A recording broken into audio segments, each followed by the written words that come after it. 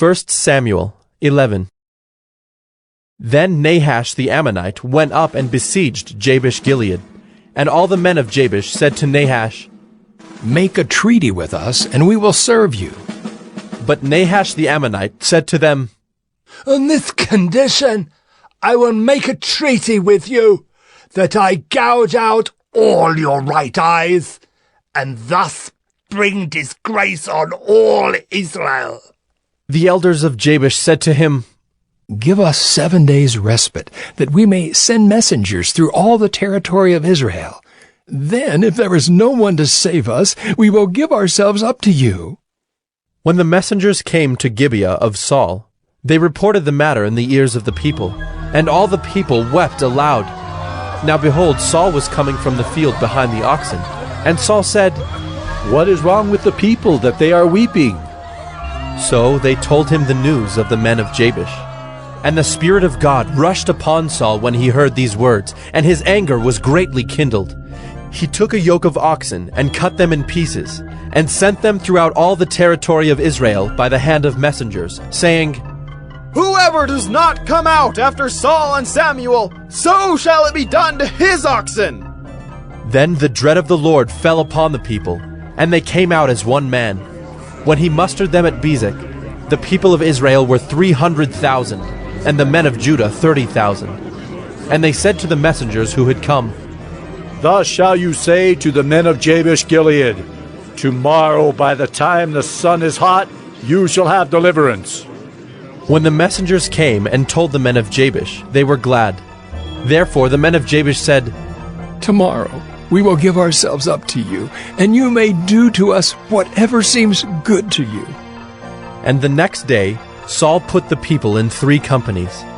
And they came into the midst of the camp in the morning watch, and struck down the Ammonites until the heat of the day. And those who survived were scattered, so that no 2 of them were left together. Then the people said to Samuel, "Who is it that said, Shall Saul reign over us? Bring the men, that we may put them to death." But Saul said, "Not a man shall be put to death this day, for today the Lord has worked salvation in Israel." Then Samuel said to the people, "Come, let us go to Gilgal, and there renew the kingdom."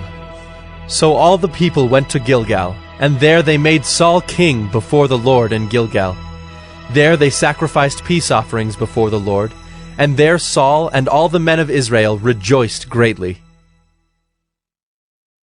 1 Samuel 12.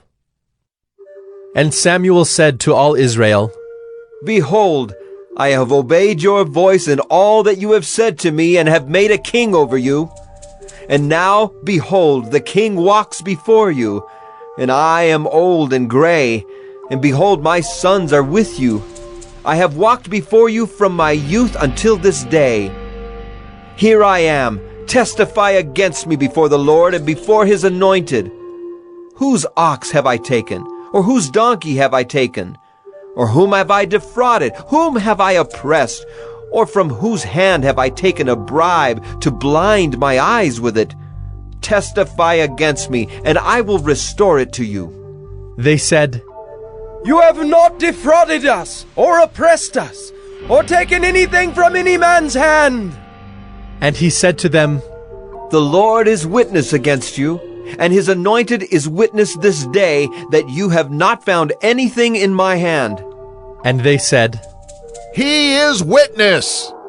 And Samuel said to the people, "The Lord is witness, who appointed Moses and Aaron, and brought your fathers up out of the land of Egypt.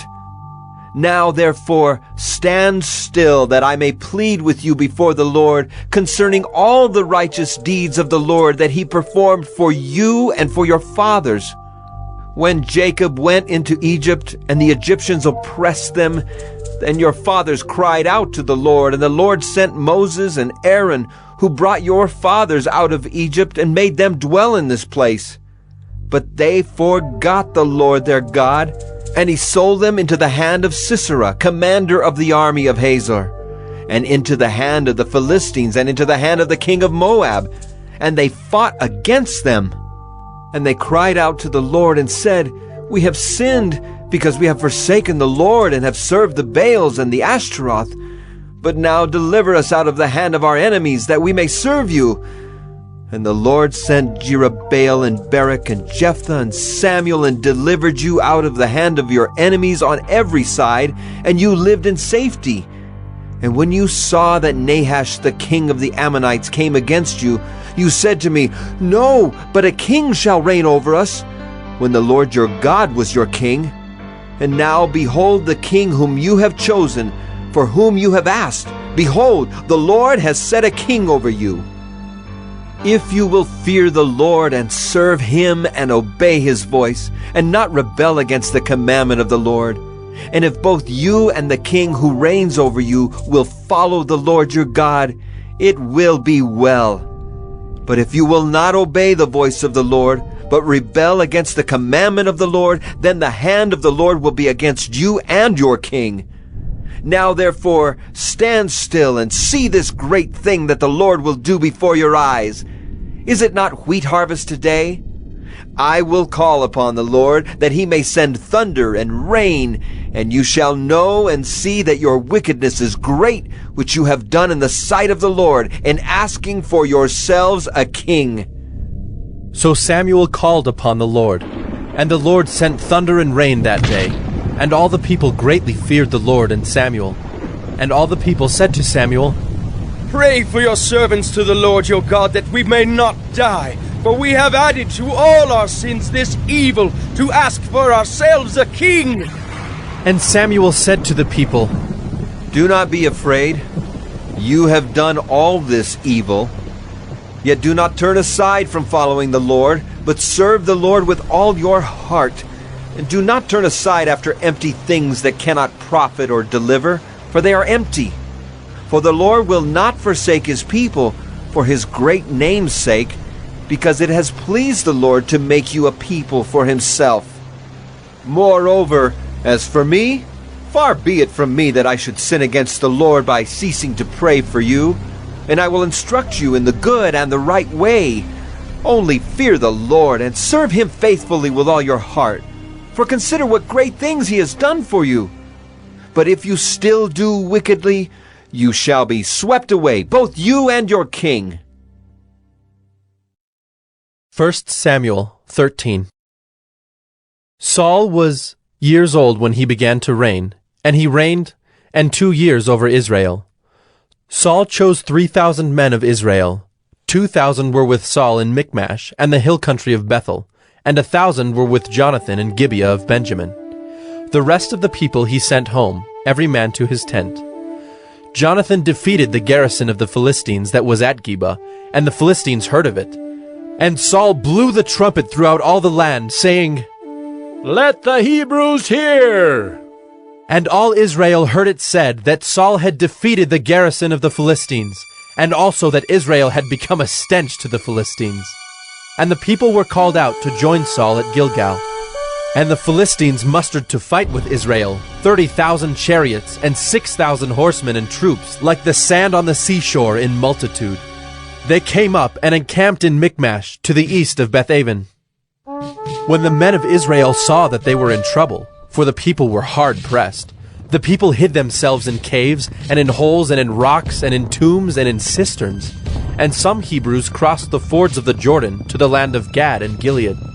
Saul was still at Gilgal, and all the people followed him trembling. He waited 7 days, the time appointed by Samuel. But Samuel did not come to Gilgal, and the people were scattering from him. So Saul said, "Bring the burnt offering here to me, and the peace offerings." And he offered the burnt offering.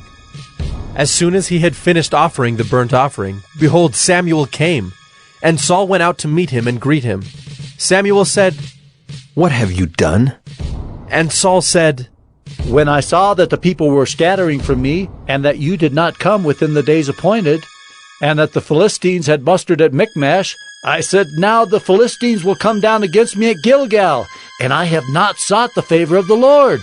So I forced myself and offered the burnt offering." And Samuel said to Saul, You have done foolishly.